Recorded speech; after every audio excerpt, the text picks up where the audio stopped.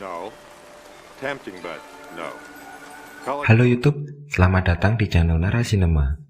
Di video kali ini, saya akan membawakan narasi dari alur cerita film yang cukup inspiratif, berjudul Pay It Forward, yang dirilis tahun 2000. Film ini diadaptasi dari novel yang berjudul sama, karangan Catherine Ryan Hyde. Memiliki premis seorang anak muda yang mencoba mengubah dunia menjadi lebih baik, setelah mendapat sebuah tugas dari gurunya. Untuk lebih lengkapnya, mari kita langsung saja masuk ke narasi filmnya.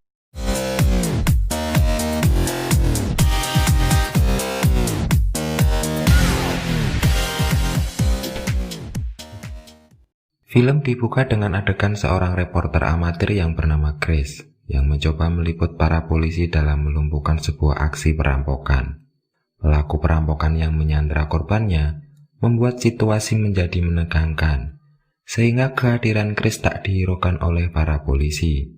Sial bagi Chris, mobil yang diparkir tak jauh dari TKP tertabrak mobil sang perampok yang mencoba kabur. Para polisi pun bergegas mengejar si pelaku, meninggalkan Chris seorang diri. Hujan, mobil ringsek, dan tak mendapat bahan berita menjadi kombinasi yang pas untuk membuat malam yang buruk bagi Chris. Kemudian datanglah seorang pria tua yang memberinya sebuah mobil Jaguar. Chris yang menganggap pria itu aneh, kemudian bertanya apa yang harus dilakukannya sebagai syarat menerima mobil tersebut. Pria asing itu pun menjawab bahwa Chris tak harus melakukan apapun untuk dirinya. Mobil itu cuma-cuma, sembari pergi meninggalkan Chris yang masih keheranan. Kemudian adegan berpindah 4 bulan sebelumnya, di sebuah sekolah setingkat SMP. Ini adalah hari pertama bagi para murid di kelas itu. Sang guru yang bernama Simonet memperkenalkan diri di hadapan para muridnya. Penampilan wajah Simon yang penuh luka bakar membuat seluruh murid terpana melihatnya. Simon adalah guru ilmu sosial, sebuah mata pelajaran yang mengajarkan bagaimana kita hidup dan bersosial di tengah-tengah lingkungan masyarakat. Agar para muridnya lebih memahami peran mereka nantinya dalam bermasyarakat, Simon memberikan tugas kepada muridnya untuk memikirkan sebuah ide yang bisa mengubah dunia, kemudian mengaplikasikannya secara nyata, dan tugas itu harus mereka lakukan dalam setahun ke depan. Di perjalanan pulang sekolah, salah satu murid bernama Trevor mengunjungi sebuah lingkungan kumuh, tempat para gelandangan berkumpul. Scene kemudian berpindah ke sebuah tempat klub malam, tempat ibu Trevor bekerja sebagai waiter. Ibu Trevor yang bernama Arlene menelpon Trevor mengabarkan bahwa ia harus bekerja lebih lama dan membuatnya pulang terlambat. Trevor yang tinggal hanya berdua saja dengan ibunya ternyata mengajak gelandangan yang ia temui siang tadi untuk menginap di rumahnya. Paginya, Arlene dikagetkan oleh orang asing yang Trevor bawa. Trevor menjelaskan bahwa itu adalah temannya bernama Jerry. Trevor melakukan itu dalam rangka mengerjakan sebuah proyek tugas sekolahnya. Arlene tak mengerti tugas macam apa yang diberikan gurunya, yang akhirnya ia datangi guru tersebut untuk meminta penjelasan. Di sini Simon menjelaskan bahwa muridnya bebas memaknai tugasnya seperti apa, dan tak mengharuskan Trevor untuk melakukan hal demikian. Arlene keberatan dengan Simon, karena tugas seperti itu harusnya tidak diberikan kepada anak-anak di usia anaknya, yang belum punya kewajiban di dalam bermasyarakat. Adegan berpindah memperlihatkan Chris yang tengah menemui seorang yang telah memberinya mobil tempo hari untuk menanyakan apa motivasinya melakukan hal itu. Pria yang bernama Thorsten itu pun menceritakan pengalamannya saat membawa putrinya yang menderita asma berat berobat ke rumah sakit. Di saat tengah mengantri, ia diberi kesempatan untuk mendapat perawatan terlebih dahulu oleh seorang pasien lain yang menderita luka tusuk. Untuk membalas budinya, pasien itu pun berpesan agar Thorsten meneruskan kebaikan ke orang lain. Motivasi itulah yang dilakukan kepada Chris, dan meminta Chris melakukan hal yang serupa, yaitu meneruskan hal baik yang ia terima kepada orang lain lagi. Arlene yang sedang tidur siang, tersadar bahwa ada orang lain di dalam rumahnya. Dengan membawa senjata, ia mencoba mencari orang yang menyelinap tersebut. Dan ternyata itu Jerry.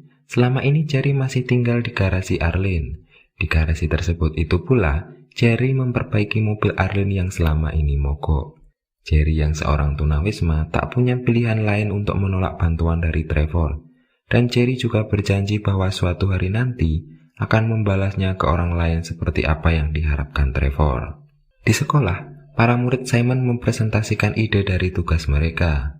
Dari berbagai macam ide, Simon tertarik dengan apa yang Trevor sampaikan, yaitu sebuah konsep untuk meneruskan kebaikan yang telah diterima. Skenarionya berawal dari satu orang yang akan menolong 3 orang.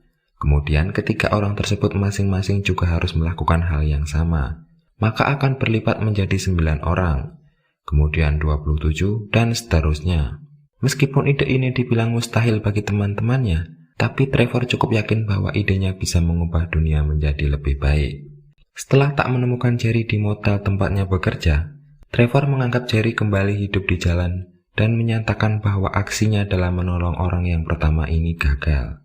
Kemudian, ia memasukkan nama gurunya, yaitu Simon, sebagai eksperimen selanjutnya. Di kantin para guru, Trevor menemui Simon dan memberikan secari kertas. Malamnya, Simon datang ke rumah Trevor. Arlene yang tidak tahu maksud kedatangan guru dari anaknya itu pun mempersilahkan masuk. Ternyata, Simon datang ke rumah karena pesan atas nama Arlene yang diterimanya, sedangkan Arlene merasa tak menulis pesan surat itu. Akhirnya kesempatan itu pun mereka gunakan untuk membahas Trevor. Setelah Simon pamit, Arlene menanyakan maksud Trevor melakukan itu semua, yang berujung pada saling adu mulut antara ibu dan anak tersebut. Arlene yang tersinggung dengan ucapan Trevor, sontak langsung menamparnya. Arlene sangat menyesali perbuatannya, tapi itu tak cukup untuk menarik simpati Trevor. Telah menenangkan diri, Arlene berniat meminta maaf. Tapi kali ini, ia tak menemukan Trevor di kamarnya.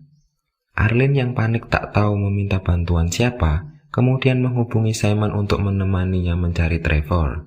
Akhirnya, mereka berdua menemukan Trevor di sebuah terminal bus. Telah dibujuk ibunya, Trevor akhirnya mau kembali pulang ke rumah.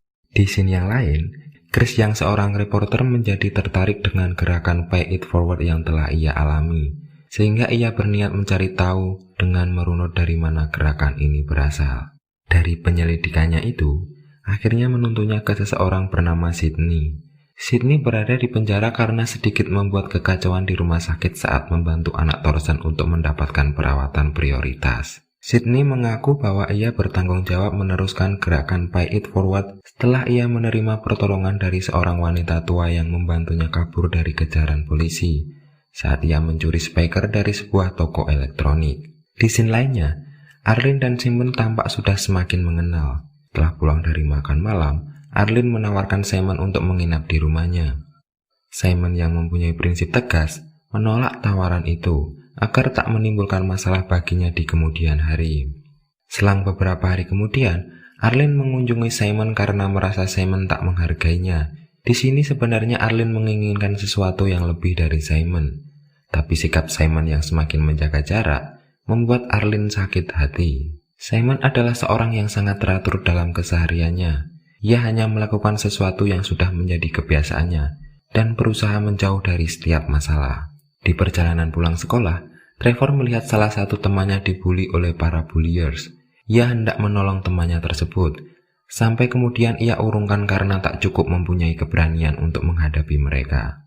Adegan berpindah ke Simon yang coba menemui Trevor karena tak mengikuti kelasnya.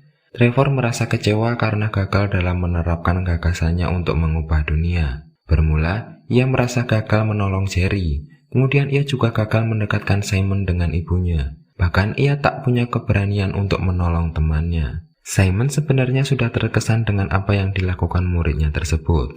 Bahkan ia menjanjikan memberinya nilai lebih tanpa melihat hasilnya.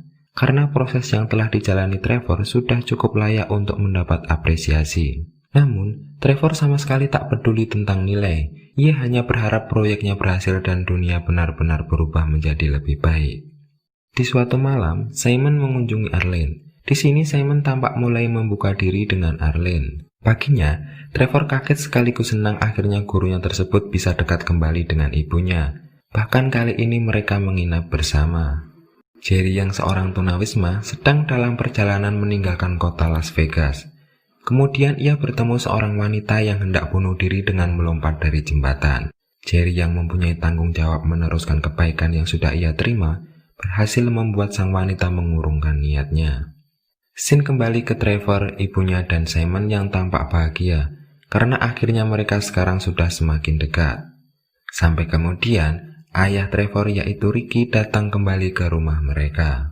Ricky berhasil membujuk Arlene untuk menerimanya kembali, dan itu berarti Trevor harus kembali kehilangan impiannya untuk mempunyai sosok ayah seperti Simon.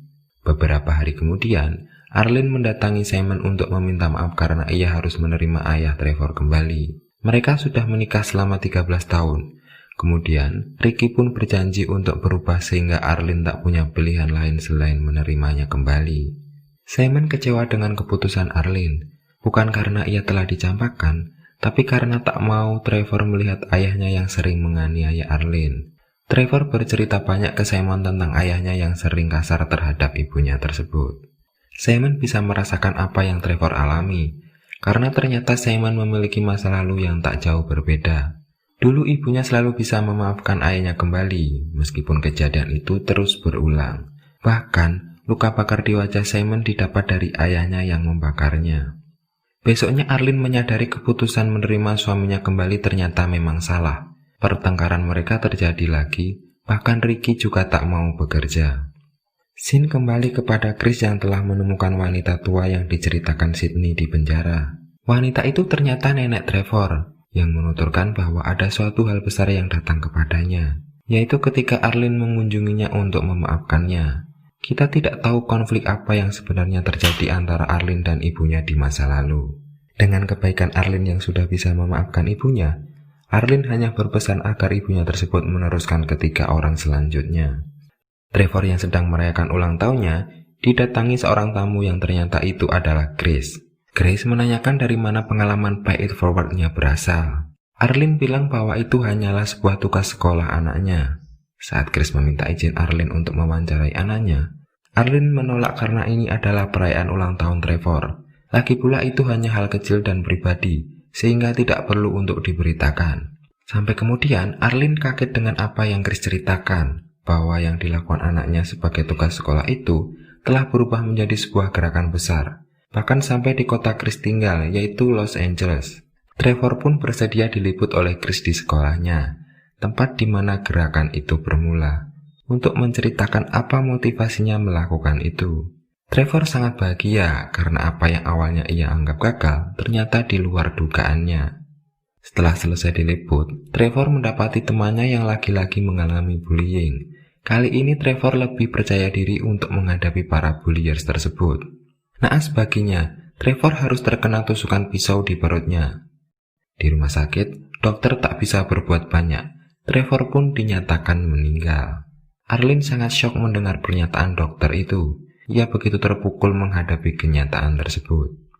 Di rumah, Arlene yang ditemani Simon menonton berita tentang gerakan Pay It Forward yang telah merebak di banyak kota. Sebuah gagasan yang lahir untuk sebuah proyek belajar ternyata telah berhasil menginspirasi banyak orang dan berubah menjadi sebuah gerakan yang sangat masif. Sampai kemudian, mereka menyadari banyak orang yang berkerumun di depan rumahnya dengan membawa bunga dan lilin. Mereka adalah teman dan juga orang-orang yang telah terinspirasi oleh Trevor. Mereka datang bukan untuk sebuah perayaan, tapi untuk berbelasungkawa atas apa yang menimpa sang maestro Pay It Forward itu. Dan itulah ending dari film Pay It Forward.